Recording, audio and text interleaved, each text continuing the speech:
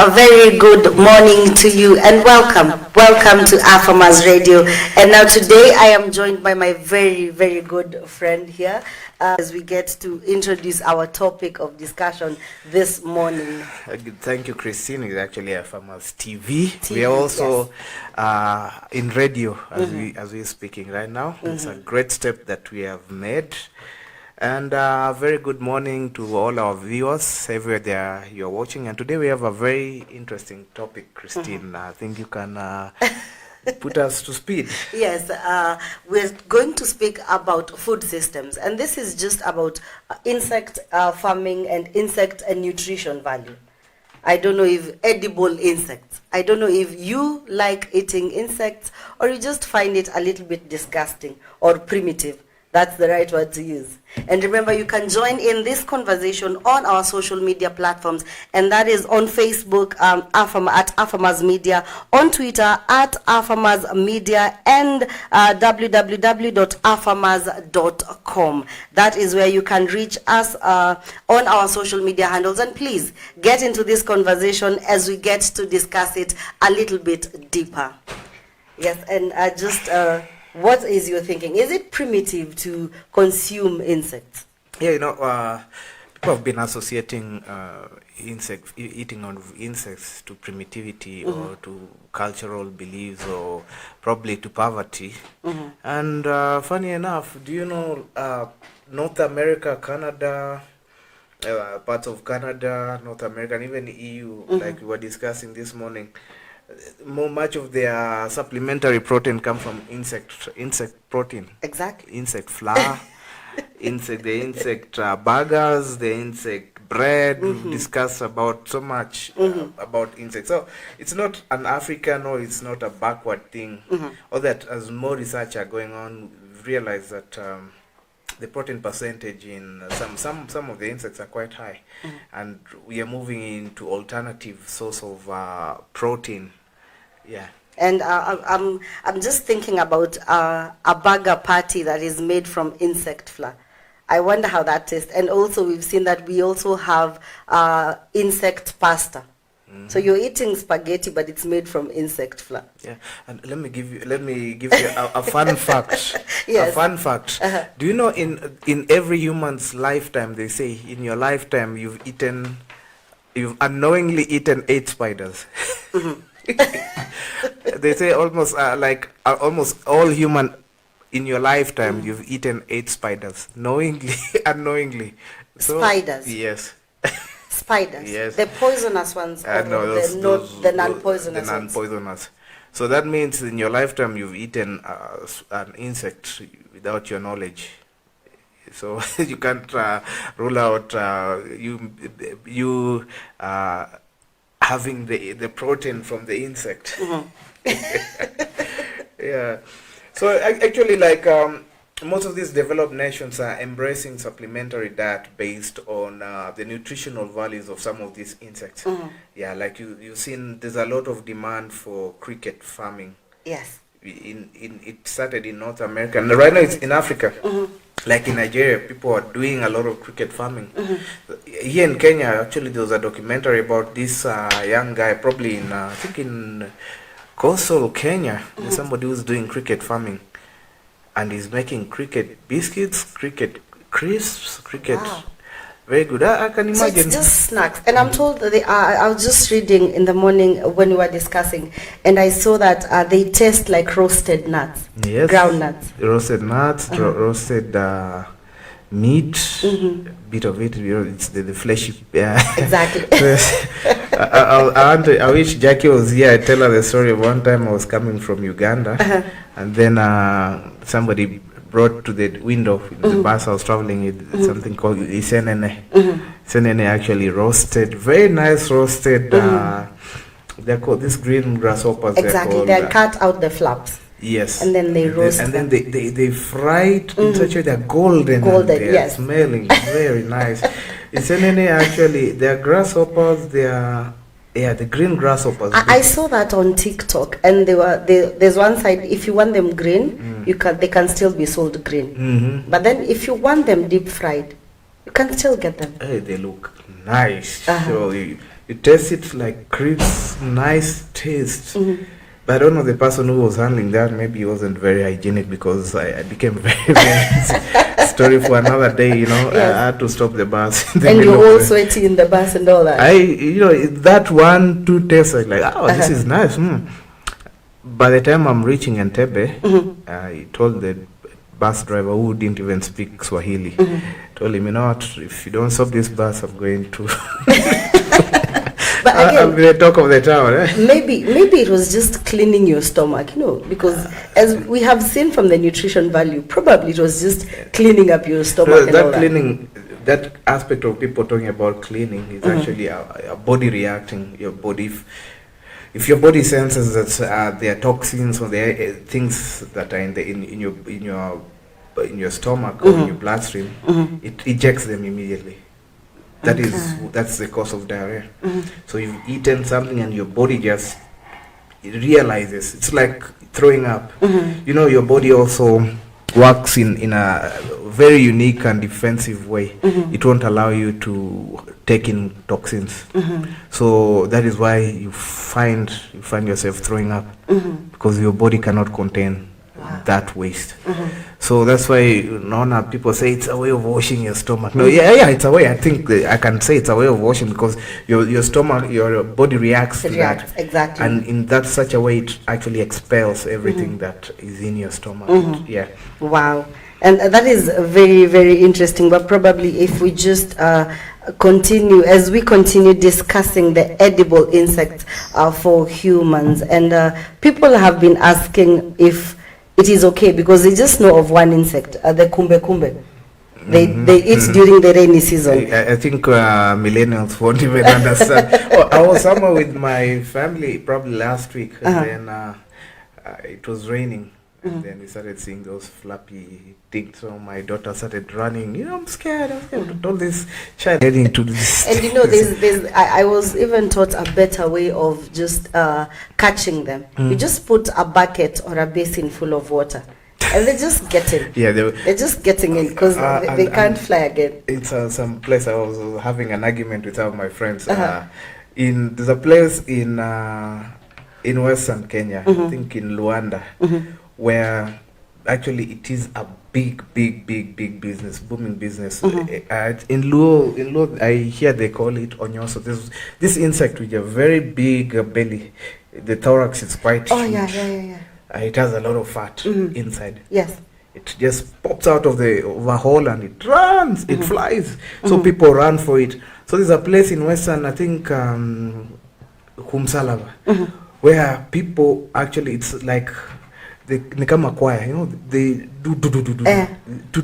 So they think it's raining when they hit the drums. Yes. So they pop out. So the moment they pop out, the people are picking it.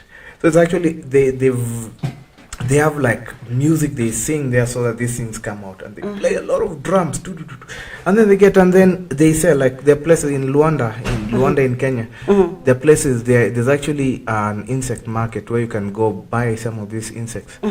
Alternative, people say that's fat, very good fat, like the kumbe is actually the male termite, the winged termite, what we call the kumbe.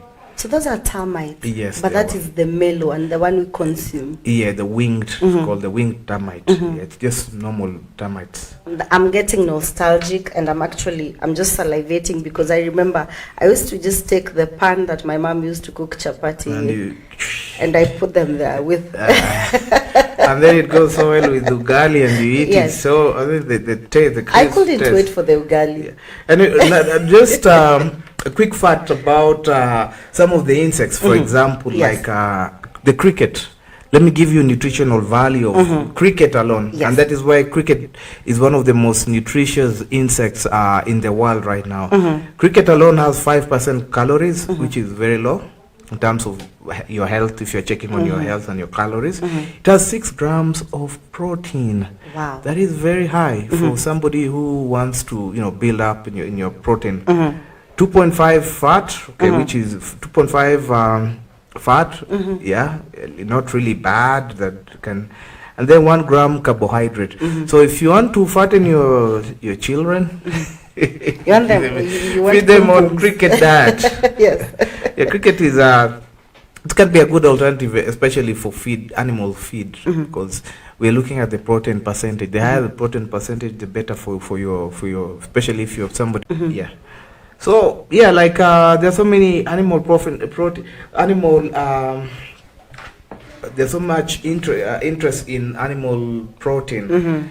I was just reading that insects are healthier than red meat. Sure. Yeah, and contain 3 times more beef or chicken. 3 times, meaning up to 60% protein. 60%, yes.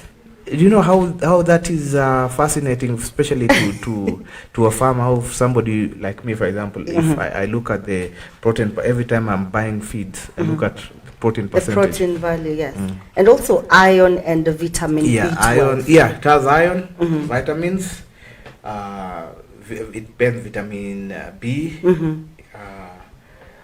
And this is actually good for someone who has iron deficiency Yes, in their system, because instead of taking a lot of medicine, if you just look for insects near you. Yeah, you just, crickets. Yeah, they're there. Trust me, I was reading some. There's a is it in Oceania? There's a tribe that eats flies, house flies, especially the blue ones. So the ones that go and land on waste, human waste. That's a delicacy. So people are weird.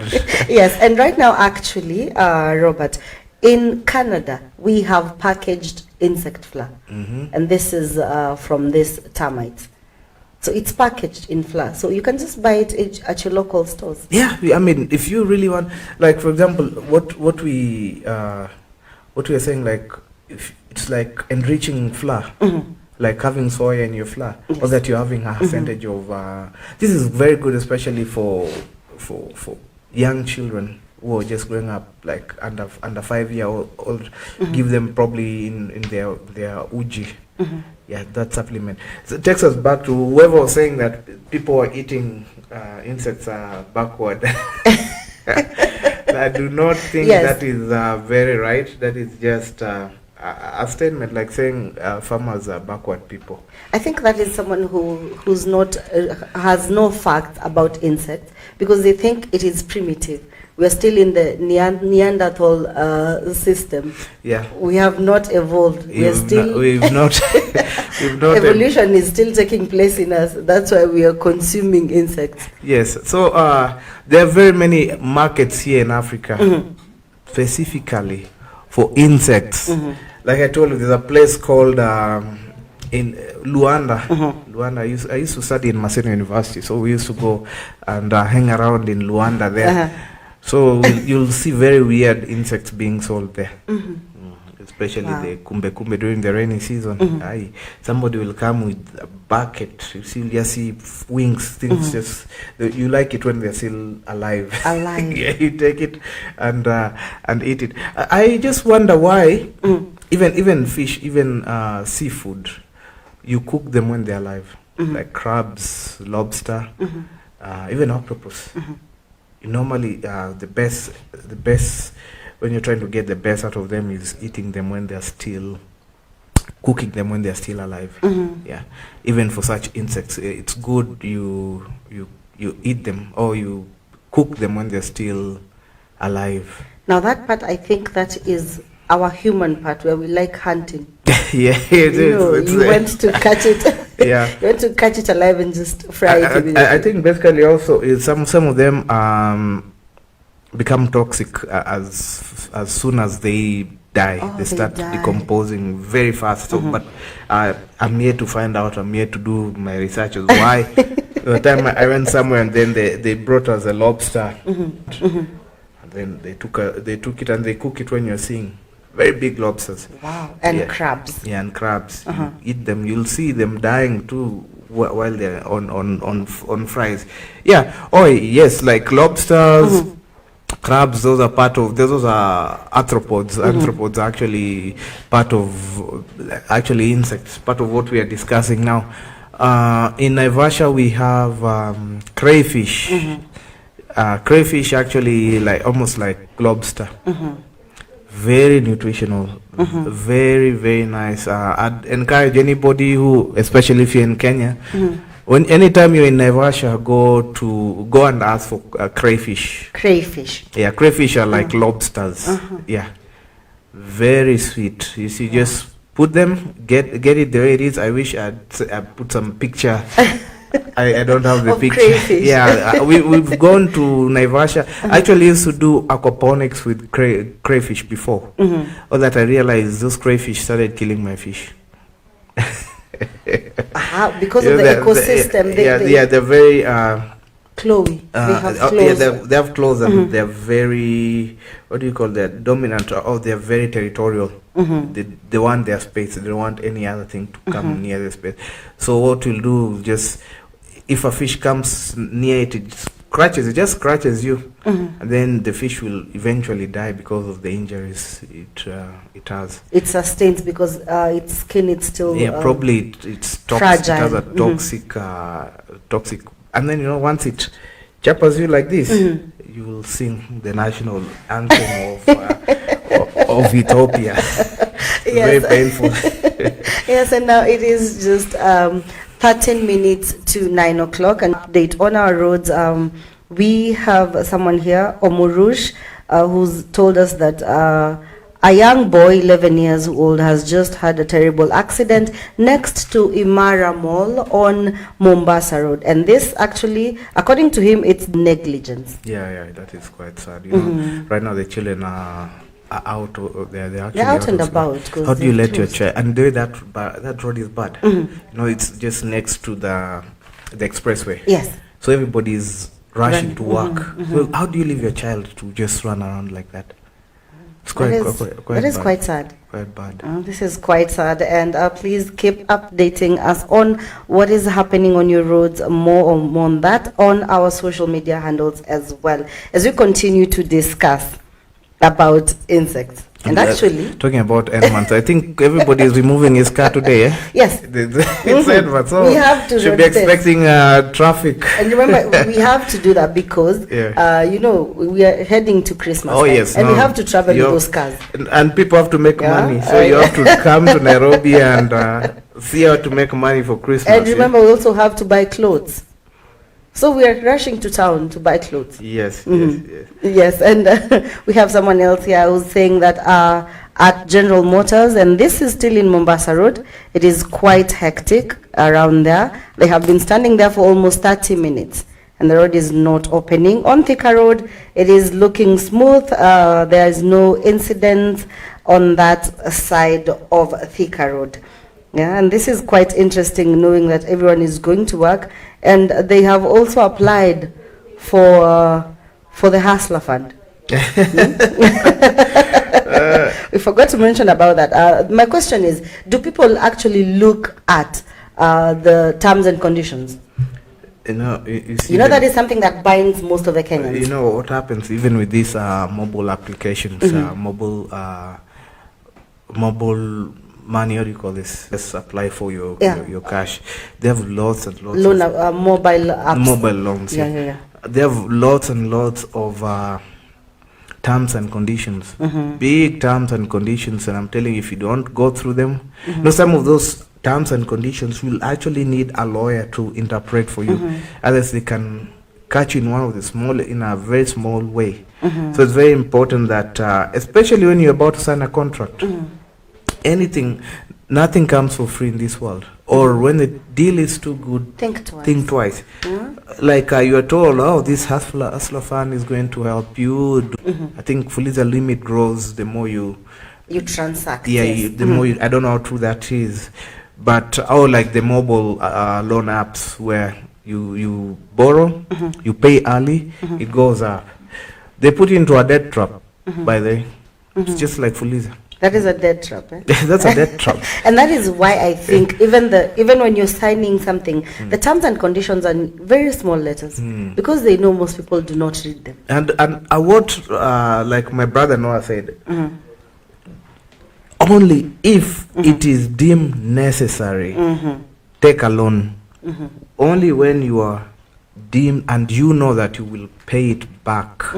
Never, I will advise anybody, never take a loan that you do not know how you will pay it back, especially if you're a hustler or you want to try, or especially you want to try something new, yeah? Let me see if I can buy this and see if it will, and then you have 2 weeks to pay, or you get into a debt trap. So there are people who cannot even pick up their phones because they know they're being tracked maybe by their bank. Actually, and have you ever, I don't know if you had that experience, Robert, I've had one, and someone calls you and tells you, Ambia fulani alipe loan.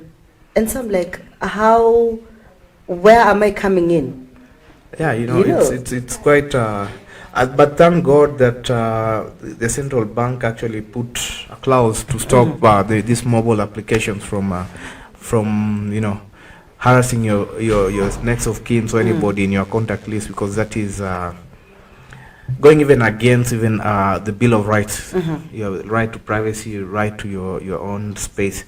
So you're not like, so right now I call your mother, I tell her, oh, I call your best friend, I tell her, I tell Christine, we've seen her on TV, so we don't want to shame her. Yes. Asiringe kwa TV. So if you're that person who wants to go and take that hustler loan, unaanza na 500, 500 bob won't help you with anything. Yeah, I saw a friend of mine has just put a status and they're saying, nimechukua hustler fund na ngojea kifungo sasa. Yeah, play around. But let me ask you, like Kenyans have that wait and see attitude, yeah, which is very dangerous. Just to warn you what will happen. And when they start, I can imagine if they are really saying, if they are really truthful about arresting or prosecuting people who default, don't they think we need a new facility, new jail, just to hold? Because the ones we have are almost full. Committees will be full in no time. Yeah. Kenyans are major defaulters, exactly, especially in loans. So yes, itakuwa kuleta shida kwa Kenya. Don't pick. I mean, use it only when necessary. There's no need. Hata kama umefinywa mahali, unasema kuna pesa inakuja next week. Okay, if you're sure you're going to pay it, that's good. But make sure you save it for a rainy day. I'm sure exactly, it will help you one time. Exactly. Or unless you also want, you see, maybe you want to invest it and you're very sure that you will pay, just as you're saying. So what will you invest with 500, truly speaking? Maybe you want to buy bread on a peso, but okay, you'll get money. Yeah, that you can do it.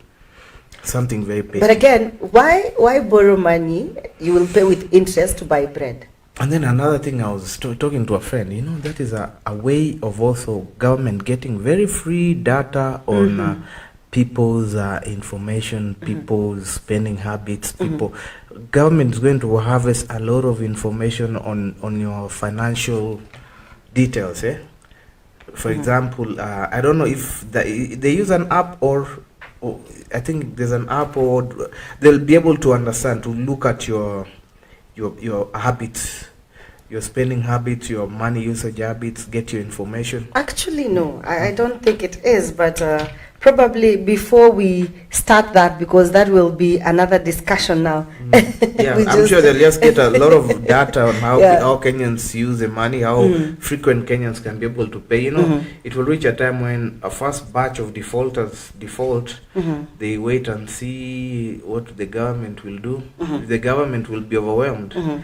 More people start defaulting. More people. More. So it'll reach a time now the government will now start saying, hey, is it true? I hope they've insured that fund. Yes, and because that is what is mostly in our newspapers. Maybe we just focus on what is touching on us. And this is about GMO. Oh yes, our talk on GMO. It's on today's paper. It is on today's paper, and this is in page 14. That's the Nation, the Daily Nation. Courtesy. Yes, and they're actually saying that genetically modified foods are safe, and this is according to African scientists. Okay, which scientists in particular? Just to look at, we have Professor Mishieka and the Honorary Secretary Ratemo Mishieka. And he's from the Kenya National Academy of Sciences. And we also have the Network of African Sciences Academy Executive Director, Jackie Kado. And those are the two who are saying that GMO are very safe. Okay, they need to base it on what specific samples, or what are they talking about? You cannot They're just saying, wake up and say all GMOs. Probably let me they just read they a sampled. let me just read a direct quote here, and he says that they wish to state that approved GMO products are safe, and scientific authorities around the world, such as the U.S. National Academy of Sciences and the United Nations Food and Agriculture Organizations, have analyzed thousands of scientific studies and concluded that GMO food crops do not pose any risk to people, animals, or the environment. And this is according to Professor Mishieka. Oh, you know what they just said is foods that are already approved. Already? That means that their bodies that have, like the one we were talking about, the Biosafety Authority of Kenya. Yes. Yeah, those are bodies that have been put in place to check are these GMO safe for human. Like in the US, under USDA, United States Department of Agriculture, there are also bodies that are tasked to look at the GMOs and how fit they are. Yes. These things are just not released to the public just like that. The safety concern was the ones that are brought from the high seas, the maize that was procured by the Kenyan government. What tests have they gone through? They bring out you see, like scientists, before you approve something, you have lab tests, you have lab results, you have analysis of samples, the failure rates, the success rates. Out of all that, they need to put it in public. The Biosafety Authority has to show us that this is how the analysis came from the samples taken, and this is for them to guarantee that it's safe. They have to approve it. And that is exactly what this board of scientists, or this group of scientists, are telling us. The ones that have been approved or pre-approved are safe.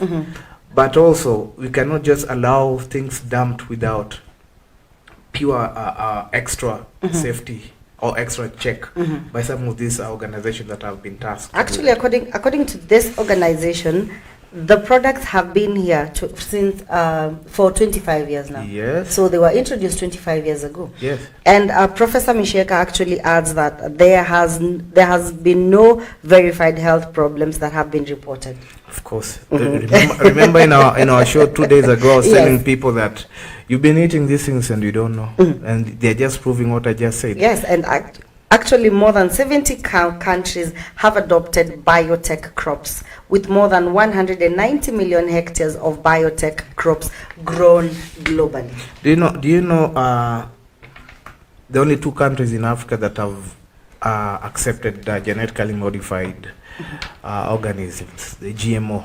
That's South Africa and now Kenya.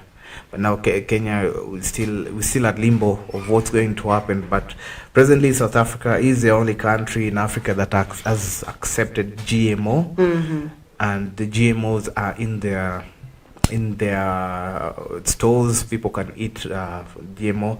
But Kenya needs to do a research, send a few scientists a few researchers to South Africa, see if there's any conditions that we are worried about. Are we seeing people having wings in South Africa? Are we seeing a strain of people coming out? And these are people eating GMOs. Yes. How regulated is it? You know, sometimes we just make noise, but we don't have facts and details, Yes, just Robert, hold that thought. We will be back, and you will tell us about the wings in South Africa and their horns. We'll be right back after the short break. We're just going to take a breather, sip our coffee, and then we will be back. Do not go anywhere.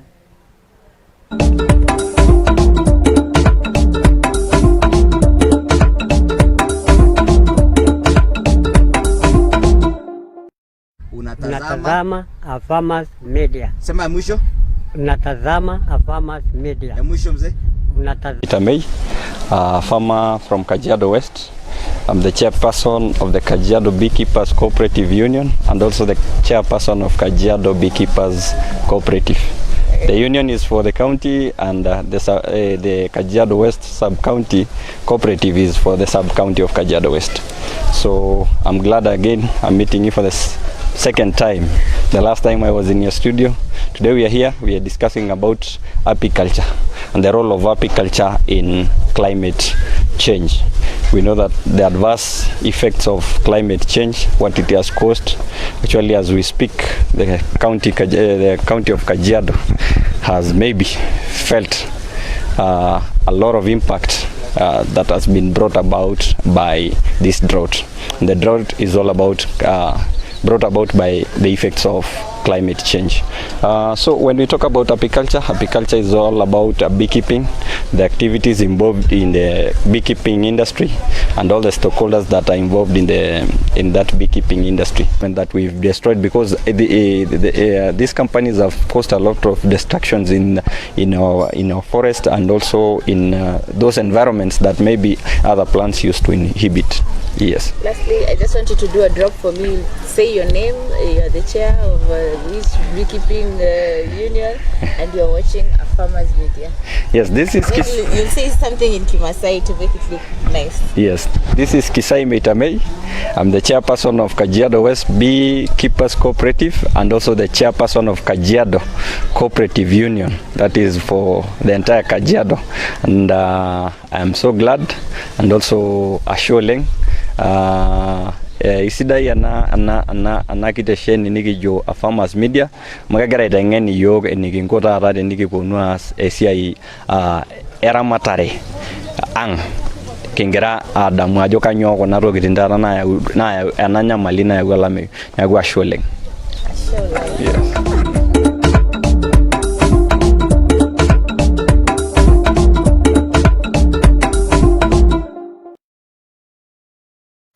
Welcome back to Afamas TV. And we're just discussing about edible insects. And contrary to common Western belief, insect eating is not barbaric or primitive behavior. In fact, insects are actually a healthier alternative to red meat and can contain up to three times more protein than beef and chicken. And this is just some of the articles and some of the investigations that have been done and studies about edible insects. And I don't know if you were telling us about GMO, and as we continue with this discussion about insect farming. Yeah, the three reasons why insects or insects have become an alternative to our nutrition in the world right now. The three reasons, three major reasons. Yeah. Yes. Number one, with the rising cost of life, we've realized that animal protein or getting animal feed or getting animal products such as beef or fish product or chicken becoming more expensive with time, especially post COVID, where prices of meat actually soared across the world and chicken became expensive. So it's becoming an alternative. Yeah.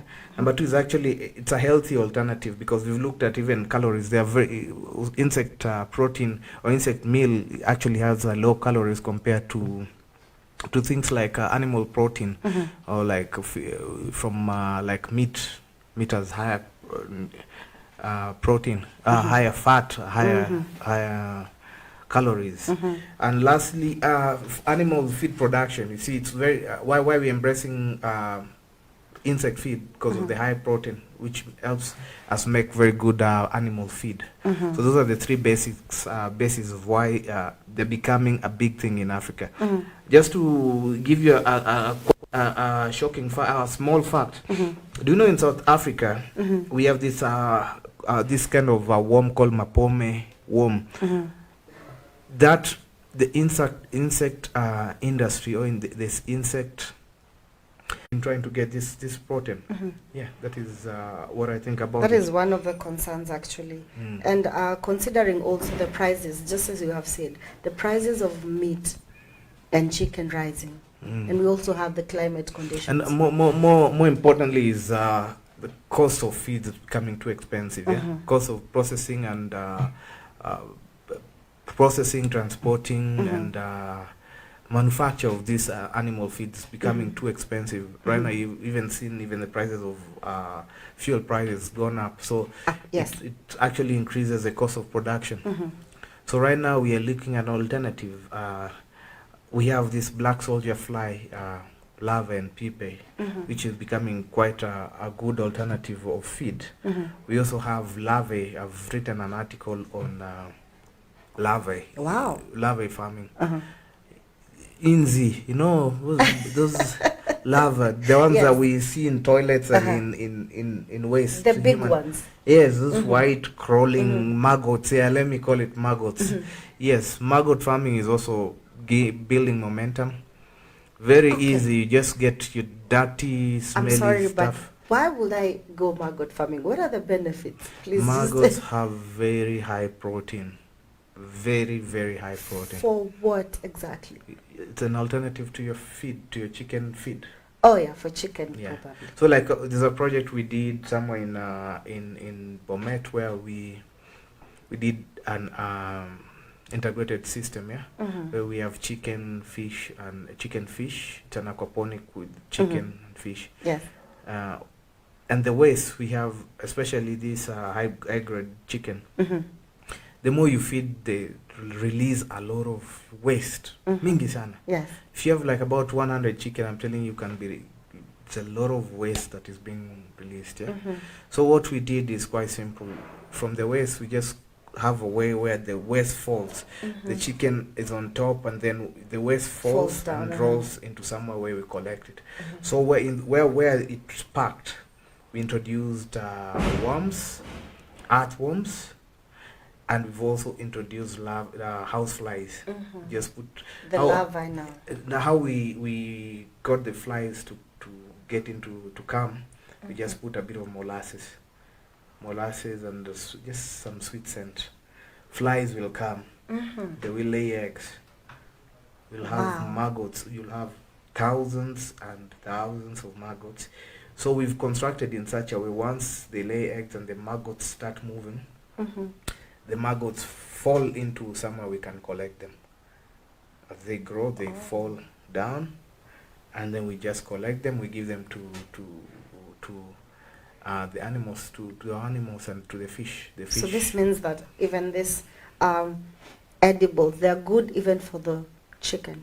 Yes, these are good. They're very, very good. These maggots that you're seeing are very good. They're very high. They have very high protein. And that's why we are even urging farmers to see alternatives to to the feed. You don't need to just sometimes think outside the box. See how you can be able to find an alternative. Find a bucket. Get a bucket or get something, a container. Put your waste there and try to attract houseflies. Also, if you can use cow dung or try to attract houseflies.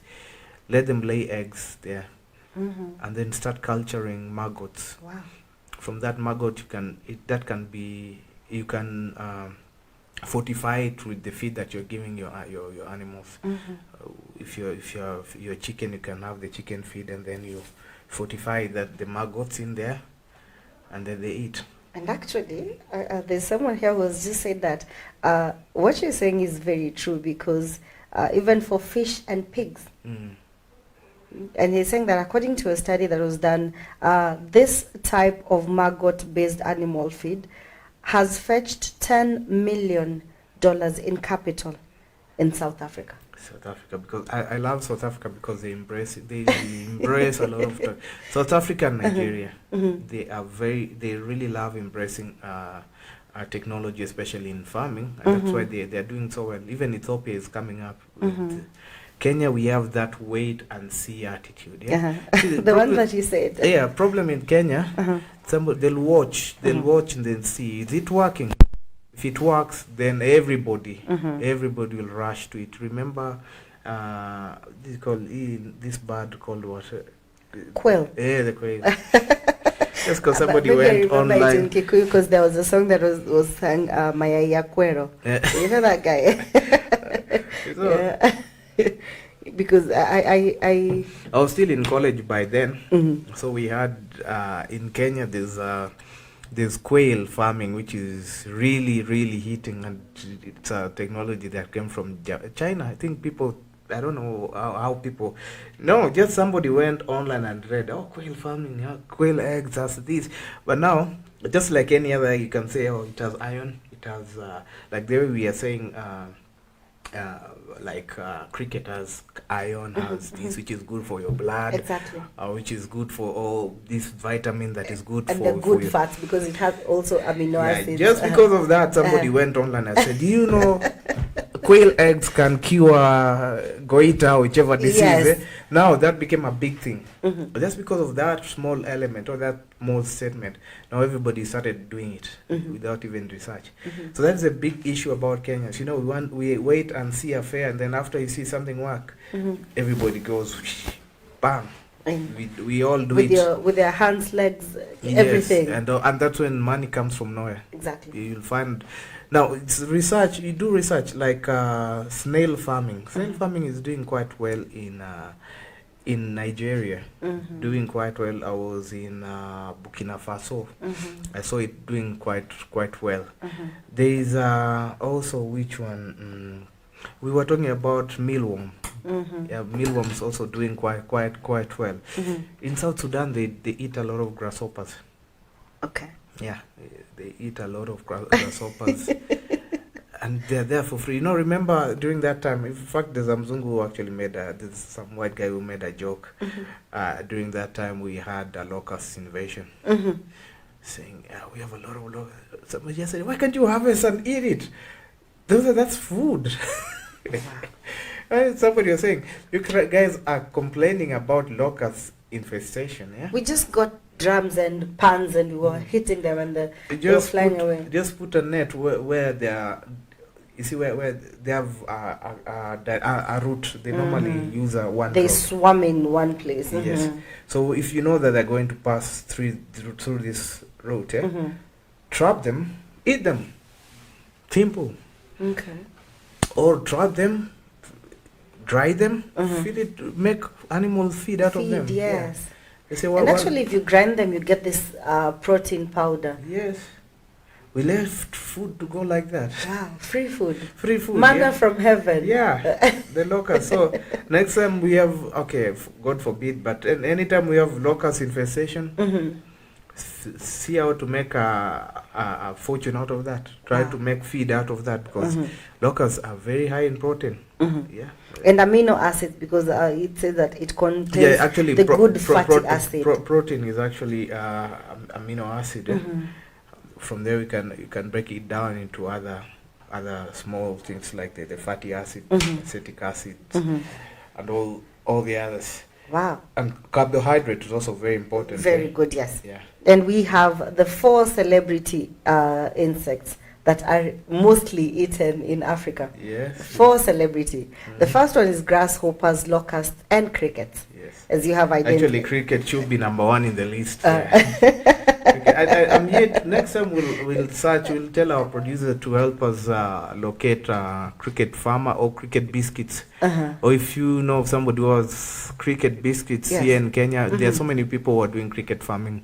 Will let us know so that we can be able to bring them here in this show and we can see how they taste. Now we pick their brain and they tell us. I would like to know how they just trap them and how they contain them in one place. Yeah, because it's an $85 million industry in South Africa, in Southern Africa. 85 million is quite a good catch. We need to expand the kumbe kumbe in Western Kenya. Yes, and number 2 on the celebrity list is termites. Oh yeah, the Goes down with ugali. Kumbe kumbe. Yeah, for those, I think most of our millennials don't even understand what kumbe kumbe is. That's very good. And those people who were born in Nairobi, some of them don't even know that. They have no idea what you're talking about. What they're missing. Yeah, but again, I have seen them even in my place when it's rainy. Sometimes I see them everywhere, but maybe just one or two. Yeah, you know, I was surprised because we've been having a very long and a very long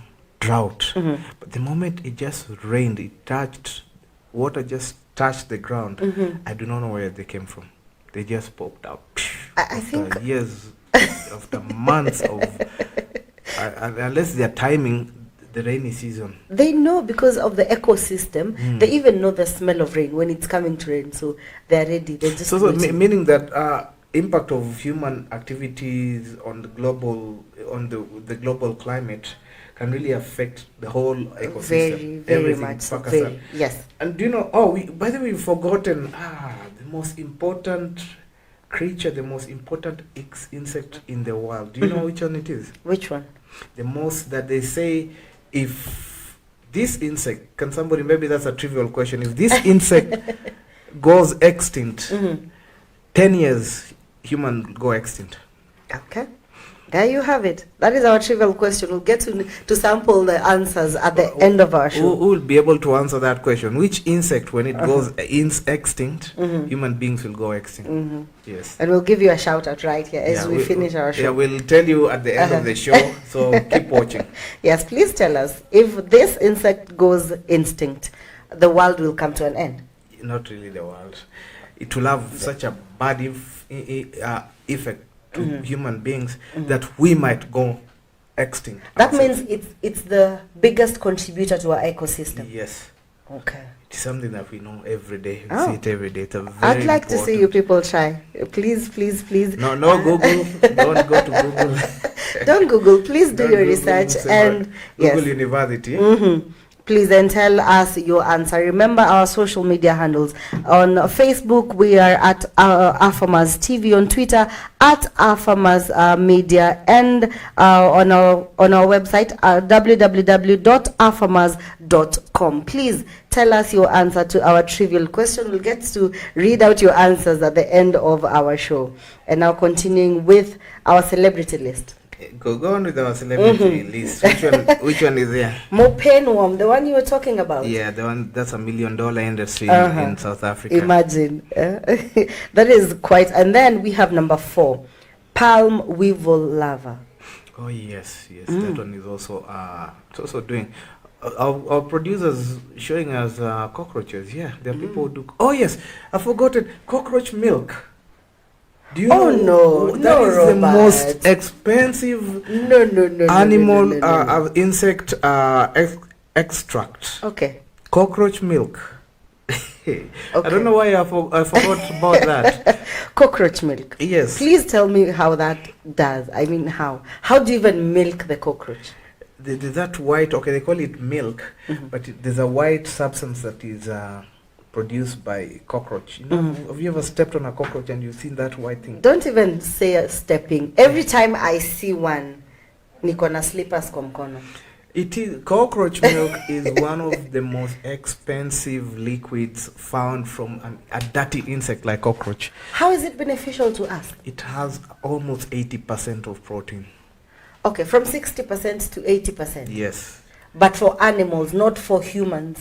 For humans. Oh God, no. For humans. No. They're actually cockroach farms as we speak. There's so many. Let me give you a small nutritional fact about cockroach. Yeah? Please do. Cockroach has magnesium, actually 9.7 mg per 100 grams. That is quite high. Yeah? Magnesium. Wow. Cockroach has 8.5 mg to 100 grams. Yeah? That's part per meters. Yeah. ppm, or we call it ppm. Iron, it has 7.4 ppm. Potassium, it has 7.0. Phosphorus, sodium, manganese, copper. Wow. That's why they call it superfood. Let me read something. So that is a superfood. Cockroach milk has gained a buzz as a superfood due to its nutritional content. In fact, lab research has shown that it has more than 3 times. It's more than 3 times as nutritious as cow's milk, buffalo milk. You know, buffalo milk is very nutritious. Yes. And human breast milk. Given that cockroach milk isn't commercially produced, general nutritional information is it's not much available. So this is somebody who did a small research on the cockroach milk I was talking about. Yeah? So there are lots of information about cockroach milk and cockroach farming. I mean, if you feel like doing, but those are free things. Yes. Yes. They're just annoying things on in our houses. You can turn into something, you know. Go and look at why cockroach milk is termed as a superfood. Go find out, go do a lot of information and do a background check. I thank you, producer, for reminding me about cockroaches. Cockroaches are good, healthy food. So that is a superfood. It is a and from what superfood. you have read, actually, I think it's even more than the insects we were talking about. Yes. So that means it should be number one in our celebrity list. They say, okay, there's one specific type of cockroach called Dipoptera punctata. It's unique because it gives birth to live offspring. So it releases crystalline milk to its offspring. Wow.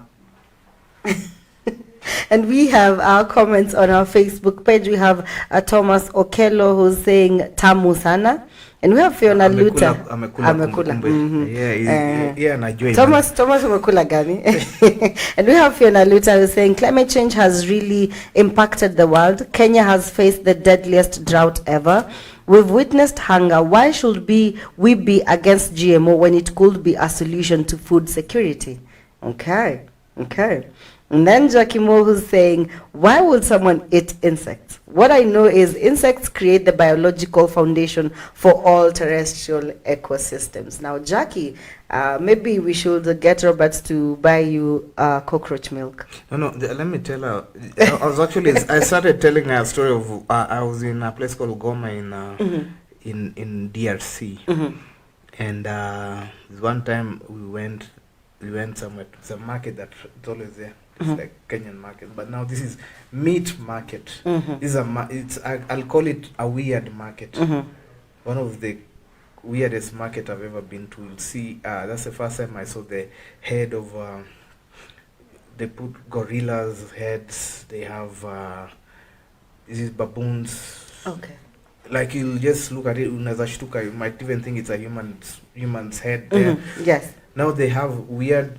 That's where you'll get those big cockroaches.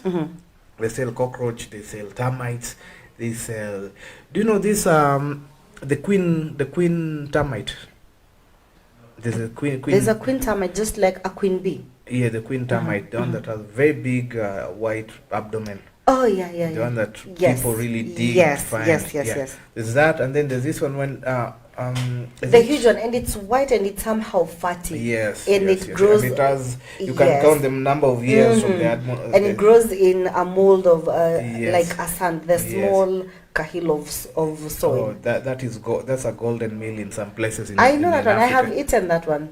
And then there's this one. There's this one. I don't know what. I think it's the larva of a moth or what the ones that you find when you, especially when you are doing in a manure, when you open manure. Yes. You'll see I don't know, somebody will tell me the name from your comments. That white thing that's when you open manure, you'll find it in the inside there. That's a delicacy and a half. People, if you go out there, you find in Asian especially India, they're not okay. In China, there are places where they have weird food. That's where they even said corona in where did the corona come from? Which city is that? Guangzhou. No, not Guangzhou. No. It's I can't quite remember the name. Yeah, that city is where people claim corona came from. I'm market, trying to remember the animal market. Yes. The animal market where they have weird creatures. I mean, for people to eat bats, you have to be out of your mind. Yes. I have no idea how they taste, but I think that China and those Asian countries, they really consume the insects. Yeah, like Singapore, there are places in Singapore where you eat. Those they're called food markets. You eat the weirdest of all insects or all animals, as long as they are not poisonous. You'll even find snakes. Oh yeah, I told you in Goma there I saw snakes, some type of edible snakes. You'll find crocodiles. You'll find, and these big rats. Those very very big mole and rats. Yes. Disgusting. If you're there and then. Flies are everywhere. The first thing you'll meet when you get into that market, it just flies everywhere. It's quite but it's $1 million industry. There are people to come from far to buy these crazy animals, especially baboons, gorillas. You know, they quite messy. Yes. And just as we have read the comments, we have asked Thomas to please tell us again, because you have said tamu sana, please let us know which one have you had the pleasure of eating, which insect. And Giacomo, why would someone eat insects? Because what I know is insects create the biological foundation for all terrestrial ecosystem. Okay. Yeah, I mean, it's food. Do you know, by the way, this fact that you need to know, 2 billion African population feed on insects. So Giacomo, 2 billion. We have Africans. We have about, I mean, the world population is 8 billion as we speak. Yes, and by 2050 we'll be at 9.1 billion. So a quarter of the world's population is actually consuming. So Jackie, 2 billion Africans are currently consuming insects. Don't worry. And on that note, we also take our second short break. We will be back with more of traffic updates. And remember our trivial question. We're still waiting for that answer, please. And no Googling. We want to know that insect. As we break, we will be back. Please don't go anywhere and follow us on our social media platforms as well.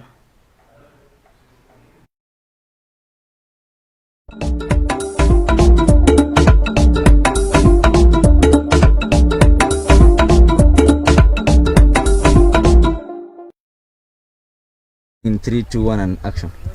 Sawa, asante sana kwa kutupatia muda kuongea na sisi. Tuambie majina yako, ni nani, hii sehemu inaitwaje, na hii kulima mnafanya ni gani? Haya, nimeshukuru. Hata na mimi naitwa Emily Kereto. Mimi ni mama, niko na familia. Hata na mimi nimefurahia kuwaona. Ni vizuri ukipata wageni ukiwa kwa kazi. Tumefurahi. Hapa kwetu kwa eneo hili inaitwa Engi. Nongo jo kama ya mashini. Sasa hapa tuko na kilimo ya nyanya. Hii kazi imetupendeza sisi sana. Kwa sababu ni kazi tunafanya kila siku, tunapata mapato yetu ya kulisha watoto ama kuwalipia karo. Kwa hivyo ni kazi tumeifurahia sana. So mnafanya ni kazi ya kibarua ama ni wamama mmeungana kwa kikundi mkaamua kufanya ukulima wa nini, wa nyanya? Tunafanya kama kibarua, but tunafanya tukiwa group. Tunaweza shikana kwa sababu gari inakujanga na makreti mingi, tunashikana kama watu 10, watu 6. Sasa tunafanya kama group. But ni kibarua. So hiyo kibarua mnaona imewanufaisha aje kama wamama wa Masai, vile umesema ni kwa kijiji ndani. Sasa hii kibarua imewanufaisha aje kama wamama wa hapa hii eneo? Hii kibarua imetufanyia vizuri kwa sababu ni kibarua tunafanya tukiwa kwa maboma ama tukiwa nyumbani. Kwa hivyo ni kibarua imetuinua tuseme kifamilia, mambo na machakula, mambo na karo ya shule. Kwa hivyo ni kibarua imetufanyia mambo mengi sana. Na bado ni mzuri kwa sababu tunafanya tukirudi nyumbani. Kwa hivyo unaamkia asubuhi na kuja ukifanya unarudi. Tukiingilia maneno ya ukulima, unaweza sema kwa hii kazi ambayo unafanya kuna elimu ambayo umepata jinsi ya kukuza na kupanda nyanya? Hata mimi ndaweza sema hivyo. By the way, watu sasa wakulima wakienda, hata sisi tuko na kitu tumepata. Kwa sababu sasa hizi venye tumeanza kufanya hii kazi, tumejua nyanya inaweza chukua baada ya miezi 3 tunaanza kufuna. Na ni kazi tumeielewa, tuseme tu tumeielewa juu ni kazi inaanziwa hapa kwetu na inamaliziwa hapa kwetu. Kama sasa hii tunaona mnavuna nyanya, tueleze kidogo vile mmechunga hii nyanya hadi sasa hii mnavuna.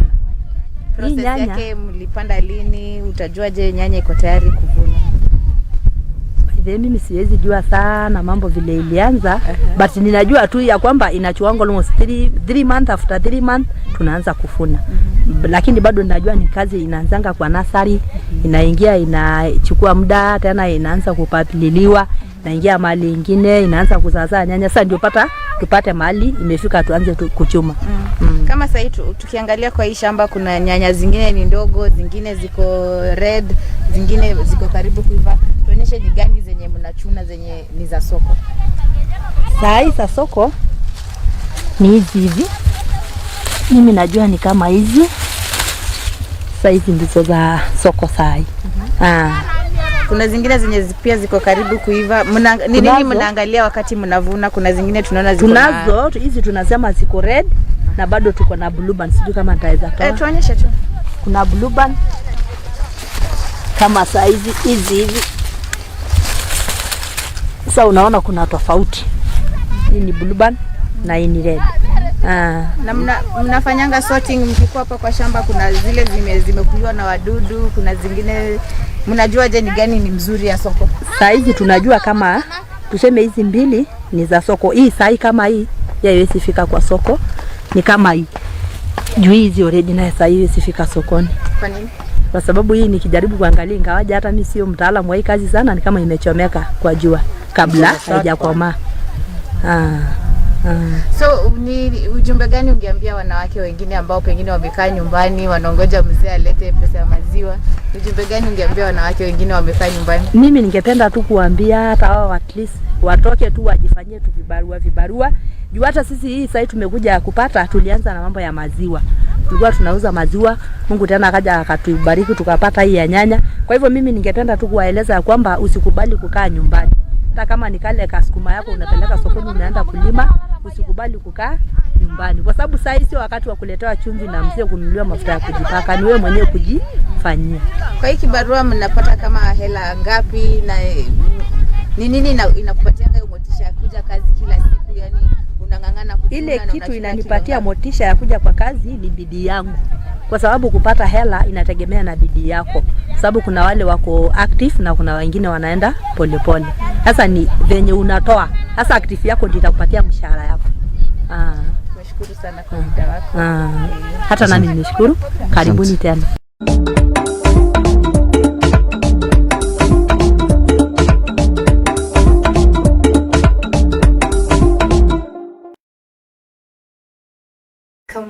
Welcome back on Afamaz TV. And just to mention, Farm Girls will be coming next and they will be talking about indoor farming. And as you can see, I'm holding a very beautiful flower here. It's quite beautiful. Yeah, that's an indoor plant, eh? It's an indoor plant. Yeah. So they'll be telling you about the importance of having an indoor plant. So make sure you're here.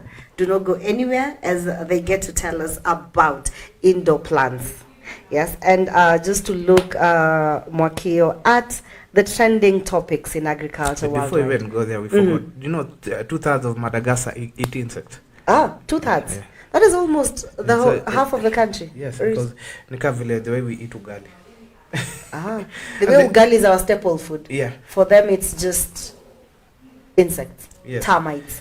Yes. Our nakula insects. Especially cricket farming so much. It's called the Indian Ocean cricket. It's one of the most staple food in Madagascar. And you know, they say for every human being, one human being, there are about almost 1 billion insects for every one person. So you can imagine how many insects are there. Wow. So this means that the ecosystem was very well arranged. So that the kumbe come when it rains. Yeah, when it rains, so you can supplement it with the plants that you. Yes, and this is just interesting. What I'm getting to know, because I know that Mwakio, you have traveled and have been involved so much in agriculture, and it's quite interesting that you have been to South Africa. I'm sorry, Dr. Mwakio. You have traveled a lot and you have a vast experience when it comes to agriculture. So it's quite interesting even for the insects, and we're just talking about insect farming. And as we agreed, we are changing our celebrity list, our insect celebrity list, and we're putting cockroach at number 1. No, in terms of nutritional value and what you it can has gain to be number out of them, 1. because cockroaches, and there's so many, but I still believe cricket are still topping the list of things that can do. We also have black soldier fly when it comes to animal feed, supplementing animal feed. You have black soldier fly. We have people who eat flies, house flies, the common house fly. People will eat that and they will enjoy it. I'm sorry, what? Yeah. They eat what? The common house fly. Oh no. You know, so unfortunately, these things are so free out there. You can just why go. would okay? there I am with one of the comments I read. Why would someone eat an insect? But now there I am with you. Why would someone eat a house fly? It's the same way you'll eat a goat. Oh, okay. So probably somebody, a vegetarian will ask, oh, why are you eating meat? Yeah, that's the same way. Yeah. Okay. Yeah, like we have very important creatures in this, insects in this world, like the silkworm. You know, very, very important. Yeah, very, very important silkworm, yeah. Yeah, so I think this, the arthropoda, or research on the arthropoda is something that has to be built up. Students who are learning zoology, people can specialize into insect, see the benefit of insect, especially in agriculture. Yeah, and I know of so many people who are in Isipe who've really done, the people who've done a lot of research, especially in curbing the black soldier fly. And there are so many research that being done. So I hope Isipe comes on board, tells us on these edible insects. What we really need right now, especially in food crisis situation, is alternatives to food. What we need is especially supplementing feed, high protein for children, so that we can eradicate diseases like kwashiorkor and marasmus, and have healthy diet for people. Calorie free or low calorie, low fat. People can be able to have good diets in their meals. So countries like Uganda, where they take the isenene, though that is I cringe when I hear that. I cringe when I hear that. You remember your horrific experience with that? It was a bad experience I had. You know, but you know, some of those experiences help you learn not to eat dirty things. Yes. Know, probably just somebody's dirty. But maybe the insect was quite good. Maybe the hygiene of the probably cook. Whatever, either they use bad oil, bad or water, reused oil. Yeah. No, that's why some of these street foods. But if you're used to street food, you just be careful, because that's where you can easily. I think there's a outbreak of cholera. Yes. Cholera. Yeah, there's an outbreak of cholera. Guys, be careful. Take care of your hygiene. Please do. Yeah, and everything that you do, you eat, always wash your hands. COVID taught us to wash our hands. You know, people never used to wash their hands. No. Mtu anatoka choo. How are you? Can you imagine the people who used to, you greet somebody, you don't know what that person has. And then you get to your house and you forget again. Yeah, man. Okay. You ask yourself, thank God. Okay, I won't say thank God for COVID, because I've lost 4 friends, very close friends out of COVID. Wow. But it really taught us a lot, especially in the agriculture world. During COVID is when people were coming to, Robert, can you tell us what we can do in agriculture? See those friends who just ignore what you're doing in agriculture, but when they see like life is really, you need an alternative, that's when they come for your advice. Don't make agriculture your alternative. If you're to do agriculture, go to it full time. Take your time, do courses. I told you there are very many free online courses in agriculture. There are very many NGOs. I can name some NGOs that are giving free training, especially in fish farming. There's this SNL from Netherlands. Gives you free training on aquaculture. Wow. Yeah, there are so many online training. UN has very many training. If you go to UN Education, the United Nations website on their education, they have very many certificate courses. Go and do climate change. Go to FAO, you'll get training. They'll give you some training. Yeah, there are people who have so much free time on their hands. Make good use of your free time. It won't break a bone to have 1, 2, 3 certificates. No, it won't. Yeah. It even adds to the knowledge. Yeah, because me if I'm an employer, I look at how many papers do you have. This means that I am diversified in information and education as well. Not like you just get your degree and you sit down and you expect everything will just come into place. Try to Yes. enrich yourself. Uh-huh. Yeah. And on that note, I just want to remind you that we are also on online radio. All you have to do is download the Zeno app and search for a farmers radio. Download the Zeno app and search for a farmers radio, or you can comment as well on our Facebook page, on our social media platforms, and a link will be posted there, and you can follow that link, and you also listen in on this beautiful topic as we get to discuss insect farming. You're not far off, you're still with us. Don't worry, even if you're joining us right now, bado haujachelewa, you're still there, we're still there. It's actually stream Uh-huh. .zeno.fm. Stream.zeno.fm. And then you can be able to get F Farmers Media. F Farmers Media. Just search for it and comment. And remember, we have our trivial question, and because we're almost ending the show, so please, please, please remember our trivial question. Which insect, if goes extinct, will threaten the lives of human beings? There you have it. Will threaten our existence if they go extinct. If they go extinct. We're waiting for that answer.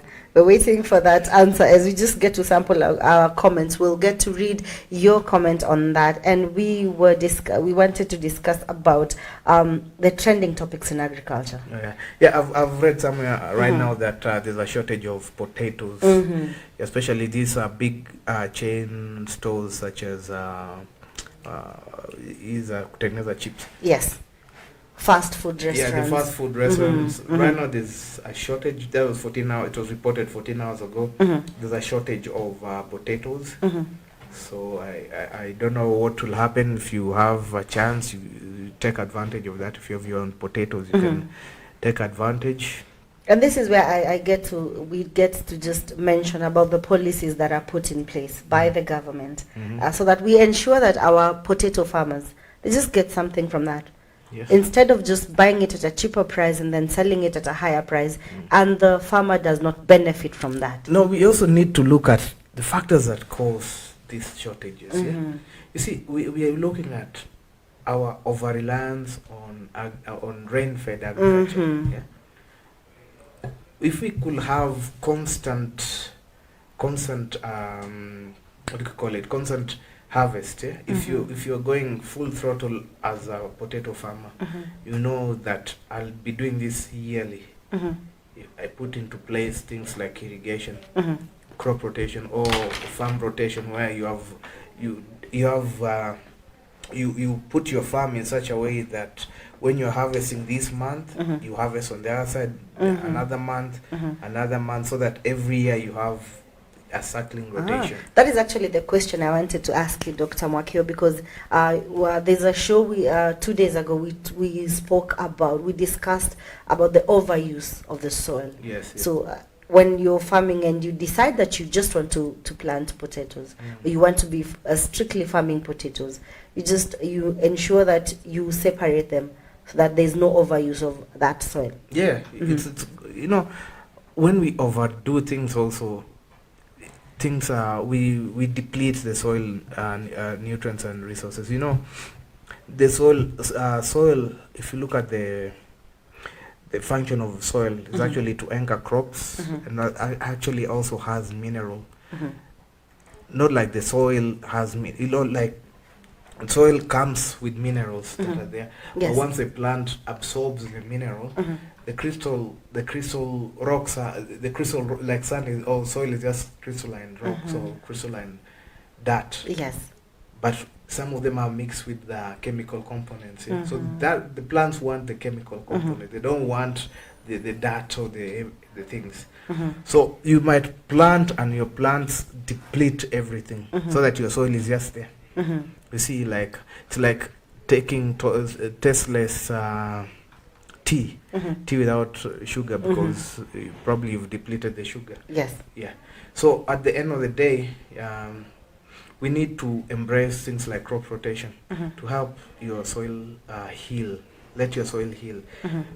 Don't you're doing maize. 20 years Yes. maize until the soil becomes So this means Yeah. as time goes by, the value, the quality of the crop Yeah. reduces as well. It reduces. Well, Mhm. yeah. Wow. Wow, this is quite interesting. And of course, GMO is still trending because people have Oh, yeah. misconceptions. I think there was a story on GMO today. It was. Yeah, It we is can, we that. can go back to it before we wrap up our show. Exactly, and Yeah. we get to tell you because no one has told us about that insect that can go extinct. So please, we just want to look at the story about GMO. And according to the African scientists, you see now we even have African scientists. Yes. They're No, coming up. we've always been having. We just didn't know about them. And actually, Burkina Faso commercialized GMO cotton in 2009, and after 6 years controlled field testing in South Africa, GMO cotton and GMO maize have been in commercial production since 1997. Don't forget even Kenya's. Our cotton is GMO, by the way. Are you serious, Dr. Monkey? Yeah. Yeah. Okay. Okay. Wow. And so the African scientists are, while calling out leaders who have politicized the GMO argument, Professor Mishieka has called on his fellow scientists and the media to combat widespread misinformation about GMOs in order to enhance acceptance and adoption. So now we have also been put in that boat as well, Yes. Yes. to ensure that we give people the right information so that they're not Yeah, misinformed. but that brings me back to what is the work of the Biosafety Authority. Yes. What is its work? That is its work. Now somebody is trying to overlook the mandate of the Biosafety Authority, and that is the work it's been tasked. It's actually an organization or an authority formed by Act of Parliament. And actually, I'm being reminded that yesterday, yesterday or the day before yesterday, the government said that they are going to allow local farmers to sell their maize up until February. And after that, Yes, our because maize comes in. we are. I don't know if people are hoarding, people are doing what, but this every year, this shortage of maize every year, we need to either way look for a solution. And the only way the country has the only solution, short-term solution the country has, is to import. Every subsequent years, we've been having importation